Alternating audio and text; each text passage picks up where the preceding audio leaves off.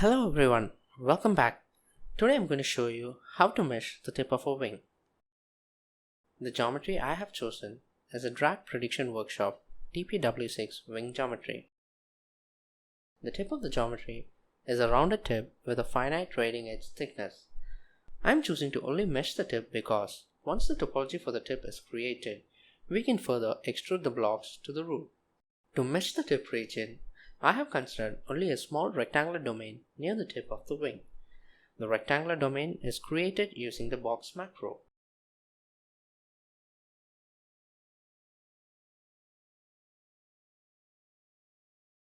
The block created has to be first split around the wing. The splits should be close enough to the wing, but not on the wing in all the directions. The block representing the leading edge of the tip is positioned far away. I am repositioning the block at the leading edge so that it is closer to the geometry.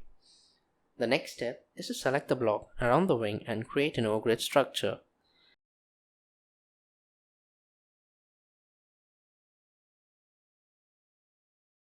The O-grid structure may not be positioned closer to the geometry. I will reposition them on the wing and trailing edge.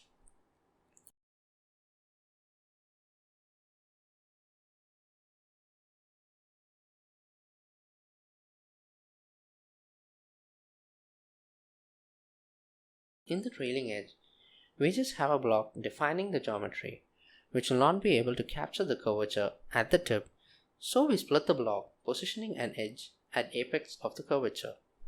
The blocking process is done, and the next step is to assign the faces to the wing and the trailing edge. The bounding planes have the assignments inherited from the macro created.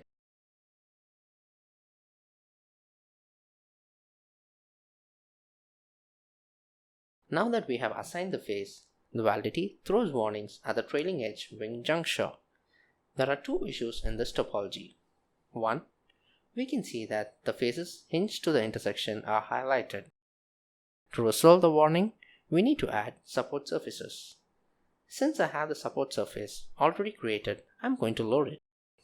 Second, when we look at the faces assigned to the trailing edge, they have a collapsed cell. In order to resolve the issue and create an orthogonal block structure, we need to add another block layer. To resolve both these issues, we will select the block faces that need to be assigned to support surface and split it. When we select the layer adjacent to the trailing edge on the outside, we can see it has a 5-point there. Creating an internal wrap will not satisfy the rule of orthogonality on the internal surface. So we did an insert in between and split the blocks by using internal wrap plus inserted face group. The input faces are split as 3 layers of faces. Assign the middle sheet to the support surface. Now check the validity of the topology. It shows a fully valid topology. Check the assignments and ensure that the positioning of the corners are done with respect to the geometry of the wing to speed up the grid generation process.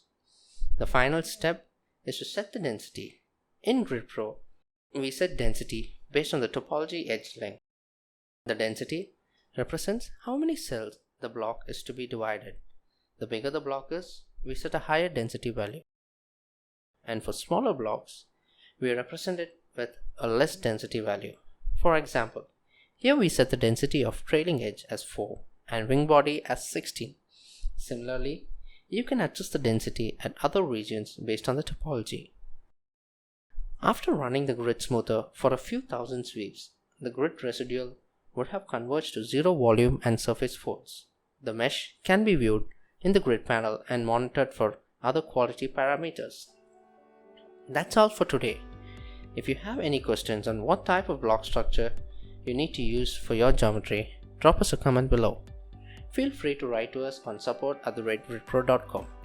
Thank you for watching. If you like this video, leave us a like and subscribe to the channel for new videos. Follow us on our social media pages. The links are posted in the description.